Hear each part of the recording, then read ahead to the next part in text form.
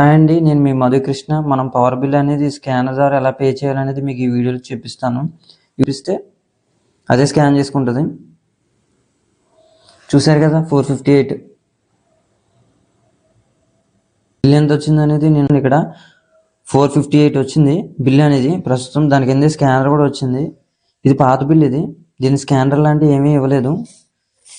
ఇది కొత్త బిల్, దీంతో స్కానర్ కూడా వచ్చింది. స్కాన్ చేసి చూద్దాం అవుతుందా లేదా అనేది.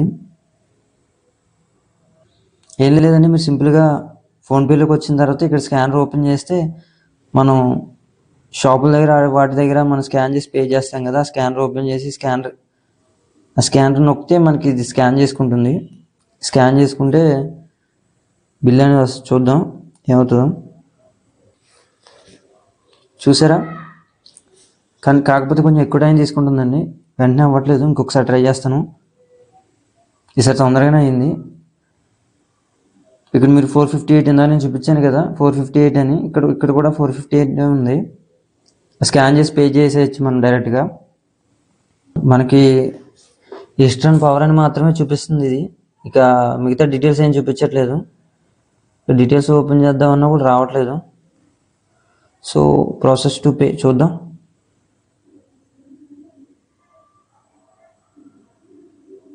డైరెక్ట్గా పిన్ అడుగుతుంది. ఇక్కడ డీటెయిల్స్ అయితే ఏం చూపించట్లేదు.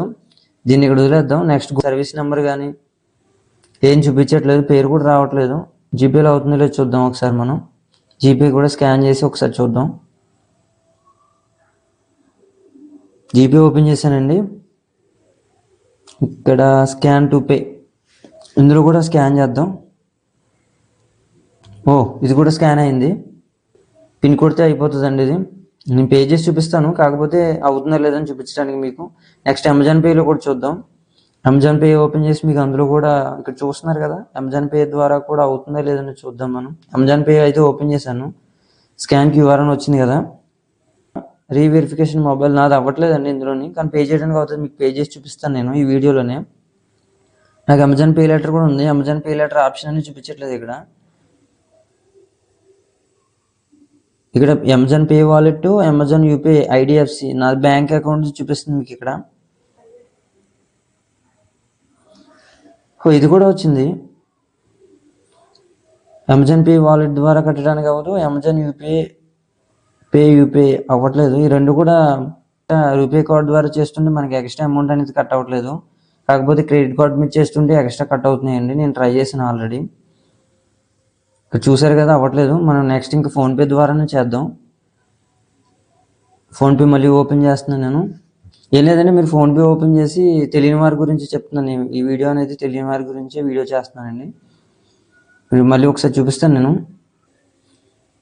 ఇక్కడ స్కానర్ ఆప్షన్ ఉంటుంది కదా, స్కాన్ మీద నొక్కితే డైరెక్ట్గా మీరు తెలియని వాళ్ళని చేయొచ్చు. డైరెక్ట్ ఆ స్కాన్ని ఇక్కడ స్కాన్ చూపిస్తే అదే స్కాన్ చేసుకుంటుంది. చూసారు కదా, 458.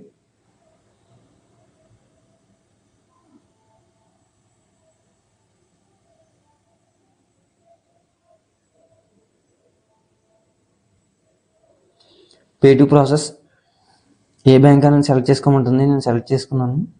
ఇంక పిన్ అయితే అడుగుతుంది. నేను పిన్ ఎంటర్ చేశాను.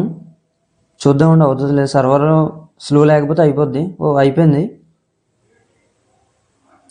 ఎంత అయితే ఉంది అమౌంట్ అంతే కట్ అయింది. ఎక్స్ట్రా అయితే కట్ అవ్వలేదు. చాలా ఈజీ అండి. తెలియని వారు ఎవరైనా సరే ఈ స్కానర్ ద్వారా చేయొచ్చు. మీరు స్కాన్ చేసి అమౌంట్ కట్ అయింది ఇక్కడ చూపిస్తుంది మీకు. ఈస్టర్న్ పవర్ అని చూపిస్తుంది కదా. డీటెయిల్స్లోకి వెళ్దాం. కాకపోతే ఇక్కడ మనకి సర్వీస్ నెంబర్ అనేది రావట్లేదు, పేరు కూడా రావట్లేదు.